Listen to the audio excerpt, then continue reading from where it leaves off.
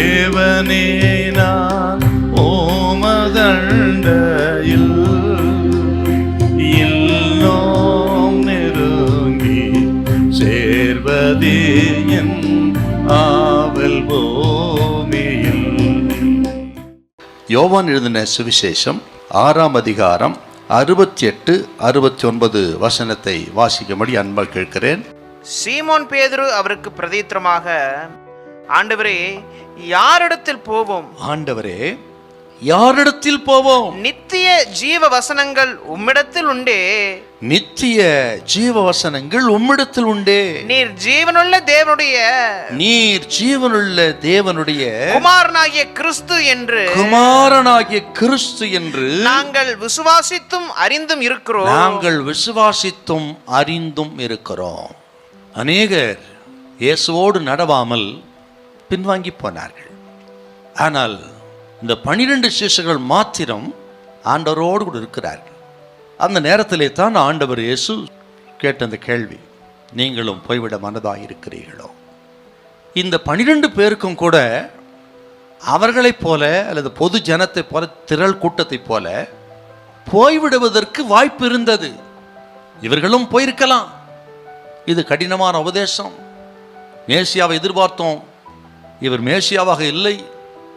ஆக சிலுவையின் உபதேசத்தை ஏற்க எங்களுக்கு மனமில்லை என்று இவர்களும் விலகி போயிருக்கலாம்.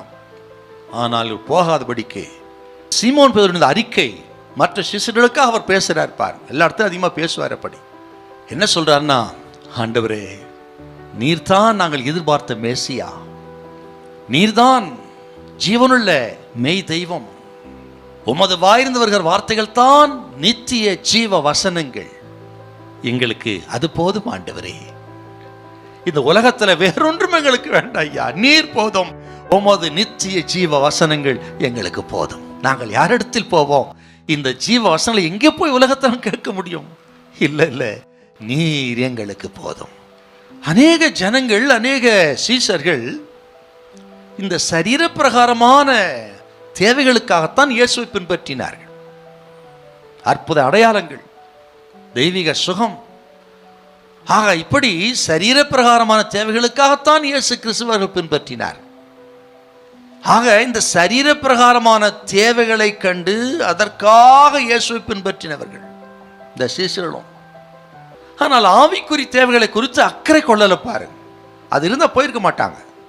அருமையான கத்திரி பிள்ளைகளே, நாம் எதற்காக ஆண்டவர் இயேசுவை பின்பற்றுகிறோம் கொஞ்சம் யோசிக்கணும். நம்ம இந்த உலகத்துக்காக, இந்த உலகத்தின் ஆசீர்வாதத்தை மட்டும் ஒருவன் இயேசுவை பின்பற்றினா அவன் பரிதாபத்துக்குரியவன். அருமையான கத்திரி பிள்ளைகளே, அதுக்காக இந்த உலகம் ஆசீர்வாதம் தேவையில்லை. ஆனால் தேட வேண்டிய முதல்ல நித்திய ஜீவ வசனங்கள், ஆவிக்குரிய காரியங்களுக்கு முதலிடம் கொடுத்து அதை தேடினால் கர்த்தர் சொல்கிறார், இந்த உலக ஆசீர்வாதம் ஒன்றும் உங்களுக்கு குறைவா இருக்கவே இருக்காது. இந்த சத்தத்தை கேட்கிற தெய்வ பிள்ளைகளே, நாம எதன் மேல் வாஞ்சியா இருக்கிறோம்? எதற்கு முதலிடம் கொடுக்கிறோம்?